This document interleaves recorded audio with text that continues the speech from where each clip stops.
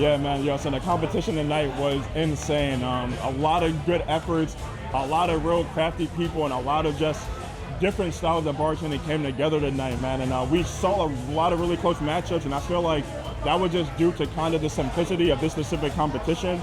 This was more on the technical side where it's just like doing the right thing was kind of all you had to do, right? There was no rimming, there was no garnishing. It was really just measurements and just execution at the end of the day.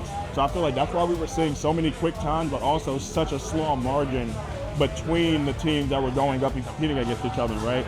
And then we were also, on the contrary, able to see how important infractions are and how much of an implication they have when it comes to that final time, because we were seeing some teams come up with 10 seconds on this, a lot of wash line infractions, 2 seconds to drink. That could be the difference between one of these rounds, and as we saw in that last round, it was a difference in 4 seconds. In 4 seconds. That was 2 drinks right there, you know what I mean? So I think just the margin of error is just so much lower on a competition like this because it's so technical based. Yeah, some of these infractions are tracked because as bartenders, you should know your wash lines. Like if you had 2 people who paid equal amount of money, 2 different levels of shots, obviously, as far as the customer service standpoint, it's going to look bad.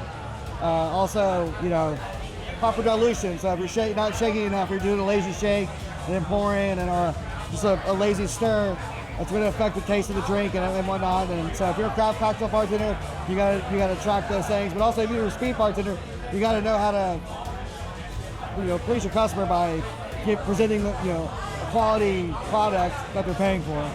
Yeah, you could tell that the team, the Wild Ones, that they were locked in. They have a lot of chemistry, and you could kind of just see that, like, these guys, they definitely hang out outside of doing things like this, and you could tell, man, they went into each round with a plan. They knew exactly where they wanted to put their bottles and how they wanted their setups. And also, they put each other in a position to succeed. Like, Elijah was able to do the drop pour, so he took a certain round over the other because he was able to execute a cross build. And, Sebastian on the other end said that, he didn't want to do that. And that's a really, really risky move in a competition like this, because if you do it wrong in the moment, you have to start over, and then you really don't have the time depending on what you're doing. So, those guys, you can just see the experience in the bartending. Elijah, I know he's a craft guy. He loves doing this, and you can just tell that he was really locked in and just trying to take risks to get the fastest time possible, and it paid off. The things that impressed me about ABBA the most were, until we had to actually go and do a replay to make sure that they weren't perfect, because in real time everything looked perfect. It looked seamless, flawless, and then I thought it was a perfect run.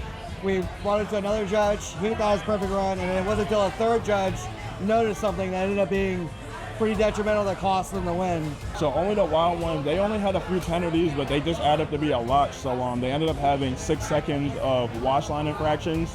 It's 2 per drink, 3 of them were short. And then they ended up putting 1 too many dashes of bitters in the old fashioned, which ended up being a 20-second infraction. And that's why we just had to be real specific, right? Because, you put too many dashes of bitters in your old fashioned, it won't taste right. These are things that are accounted so heavily because they are very important when it comes to building drinks and just customer service and putting out a proper product at the end of the day. So those infractions right there ended up being 26 seconds for them. And, luckily for them, it still ended up being, enough to secure them the W, but only by a few seconds. So the penalties with ABBA, really, it was just 1 penalty. As I said before, I, in real time, thought it was a perfect run, and they already had a previous perfect run in the first round. So once reviewing the video and zooming in, we realized it was a short pour on the old fashioned, which is a 20-second penalty. They're already on a roll-up time behind by, I think 10 seconds. And so, it came down to 4-second difference with penalties included.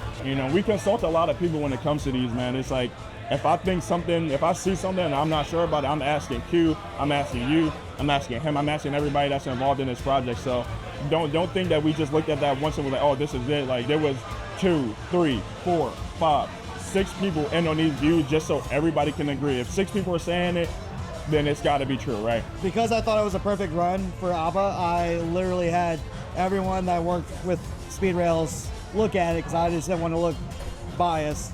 And like I said, it wasn't until the third set of eyes got onto it that we noticed that. And I was like, man, and you're right. And everyone else, once it was called out, everyone was like, yeah, you're right. Some of the other teams that impressed us, for one was Nate's. They came in, once they shook off the jitters, they were really good, and they lost, but they also lost because of raw time, not because of penalties. They were very smooth and efficient. Yeah, Nate's was an awesome team. I also feel like Dead Rabbit was a really, really good team. You could tell that those guys are craft-oriented and craft-centric. You could kind of just see in their mannerisms and honestly their teamwork. You know, that's why this event is so cool, because you're getting people who work together, people who are like friends, and you're actually seeing how they get down behind the bar together. So I think Dead Rabbit, you know, I feel like they're a force to really be reckoned with. They just had a really, really rough matchup with ABBA. I mean, they made it to the finals. They had a perfect first round and near perfect other round. So, I mean, for them, it just happened to be the luck of the seeding, you know, just bad RNG for them. But I think if Dead Rabbit was to come back again in a competition like this, you would have to consider them one of the top teams. Obviously, we're impressed with ABBA because in all the SpeedRailz events that I've gone to and competed in, I've never seen a perfect run, ever.